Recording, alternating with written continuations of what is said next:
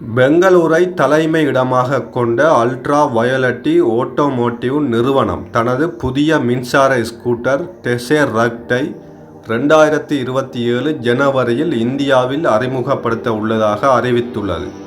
இந்த scooter 100 volt புதிய பிளாட்பாரத்தில் உருவாக்கப்பட்டு தற்போதைய 48 வோல்ட் தொடக்கம் 72 வோல்ட் மின்சார ஸ்கூட்டர்களை விட அதிக திறன் கொண்டதாக இருக்கும். நிறுவனம் தெரிவித்ததன்படி டெசெரக்ட் 15 கிலோவோல்ட் பீக் பவர் வழங்கும்.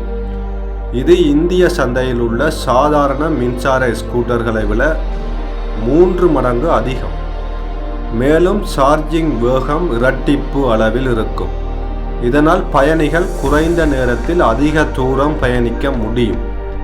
இந்த ஸ்கூட்டர் புதிய வடிவமைப்பு, சிறந்த வெப்ப மேலாண்மை, அதிக செயல்திறன் மற்றும் எளிதான எடை கொண்டதாக வடிவமைக்கப்பட்டுள்ளது. வாடிக்கையாளர்களிடமிருந்து பெறப்பட்ட கருத்துக்களின் அடிப்படையில் பெரிய இருக்கை, அதிக லெக் ரூம் இடம் மற்றும் மேம்பட்ட எர்கோனோமிக்ஸ் ஆகியவை சேர்க்கப்பட்டுள்ளன. அல்ட்ரா வயலட்டி தனது F77 மின்சார பைக் மூலம் பிரீமியம் மோட்டார் சைக்கிள் சந்தையில் இடம் பிடித்தது.